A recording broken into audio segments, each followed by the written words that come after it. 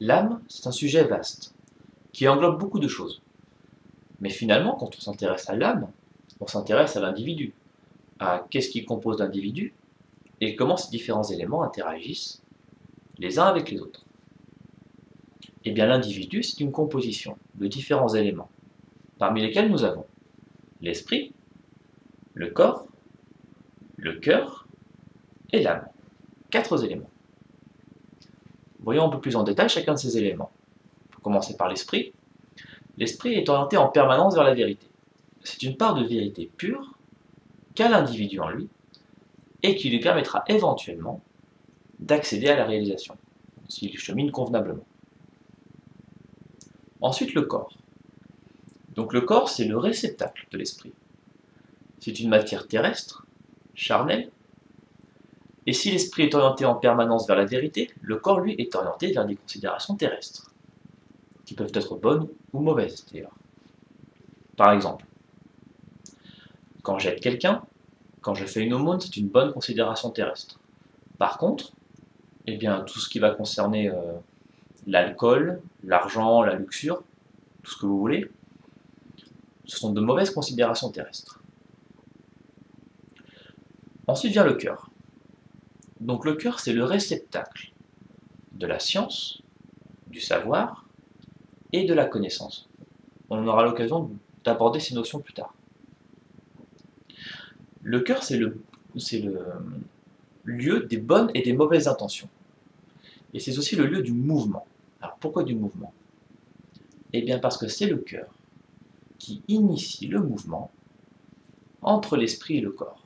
C'est-à-dire que c'est le cœur qui va déterminer le degré de rapport entre l'esprit et le corps.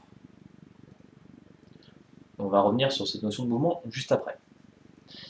Mais d'abord, ce qu'on pourrait rajouter sur le cœur, c'est que finalement le cœur il agit comme un miroir. C'est comme un miroir qui reçoit la vérité et qui va la refléter plus ou moins bien en fonction de ce qu'il est.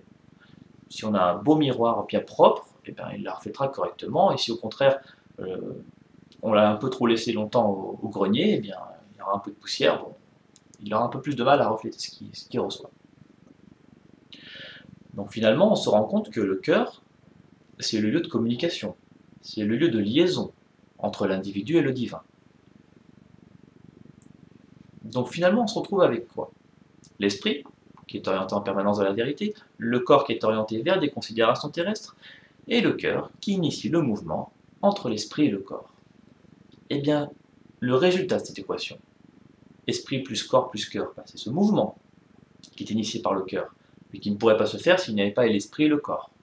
Eh bien, ce mouvement, c'est l'âme, ou l'ego, car on peut spécifier que en spiritualité, quasi systématiquement, eh bien, l'ego et l'âme sont une seule et même chose. Ce qu'on pourrait dire éventuellement sur l'âme, c'est que c'est quelque chose d'instable, de très instable. Surtout au début du cheminement, et au fur et à mesure du cheminement, ça, on va essayer justement de travailler sur cette instabilité de l'âme. On se rencontre très bien maintenant qu'on a compris que c'était un mouvement, parce qu'un mouvement, c'est par définition quelque chose qui bouge. Et on a tous, dans notre vie quotidienne, des moments où des 3 fois rien, des petites choses vont venir nous embêter, et on va avoir des excès de colère, on va avoir ou des excès de tristesse, on va se sentir très triste, ou alors on va, pour pas grand-chose souvent, éclater de rire, ou ce genre de choses. Ce genre d'excès, où finalement on se rend compte que on perd un peu le contrôle sur ce qu'on est en train de faire, et on n'est plus maître de ce qu'on fait. Et bien ça, c'est une des conséquences de l'instabilité de l'âme. On aura l'occasion d'en reparler dans une série de vidéos sur l'âme et sur l'émotion également. Donc pour revenir à notre structure, on se rend compte que finalement, tout le lieu du travail, ça va être le cœur. Plus mon cœur sera orienté vers de mauvaises considérations, et plus il sera voilé. plus il y aura une épaisse couche de poussière qui l'empêchera de refléter la vérité correctement, telle qu'elle est insufflée en lui.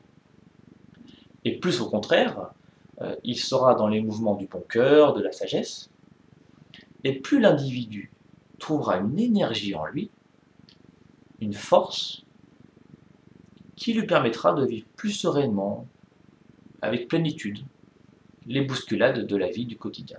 Ces petites choses dont on parlait tout à l'heure, qui vont venir nous embêter, et qui vont faire que, malheureusement trop souvent, on va se mettre en colère, on va se mettre à pleurer, on va déprimer pour des petits riens, finalement.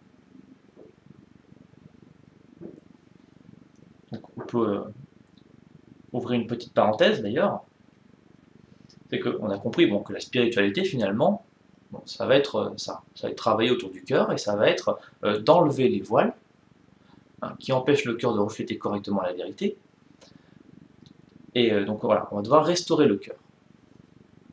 Eh bien, pour l'individu qui chemine, il arrivera un moment où éventuellement, eh bien, le cœur sera complètement restauré. C'est-à-dire qu'il reflètera la vérité exactement telle qu'il la reçoit. Eh bien, à cet instant, l'âme et l'esprit seront superposés. Mais ils seront tellement superposés l'un l'autre qu'ils seront confondus et qu'on ne parlera plus que d'une seule et même chose. Eh bien ça, c'est la réalisation. La réalisation qui est en fait le début d'un autre cheminement pour aller encore plus loin dans les secrets de la vérité. On ferme ici cette parenthèse. Donc concrètement, alors tout ça, qu'est-ce que ça va avoir comme conséquence sur mon quotidien? Qu'est-ce qui se passe? Eh bien l'âme, le résultat de l'équation qu'on a vu tout à l'heure, l'âme, va avoir une résonance. Et cette résonance va avoir des conséquences dans la façon dont l'individu investit son quotidien, et vice-versa. Qu'est-ce que ça implique? Ça implique deux choses. Premièrement, la nécessité d'investir une démarche spirituelle avec des outils qu'on aura l'occasion dont on aura l'occasion de parler, notamment la prière. Et d'autre part, eh bien, d'avoir un cadre de vie sain, d'avoir une vie saine, sereine, avoir un cadre légal. C'est-à-dire que je ne peux pas d'un côté faire ma prière, et puis une fois que c'est terminé, j'insulte mon voisin, je parle mal à ma femme ou à mon mari, ou je me mets en colère sur des choses qui n'en valent pas le coup. Donc voilà, il va y avoir vraiment deux choses à investir, donc une démarche spirituelle et soigner son cadre de vie. L'un ne pouvant aller sans l'autre.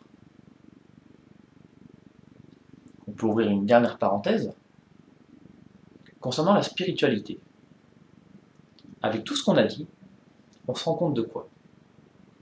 Eh bien que la spiritualité, ce n'est pas une réflexion, ce n'est pas de la philosophie, mais c'est une démarche de mise en mouvement qui n'attend que nous, avec notre bon cœur et nos bonnes intentions.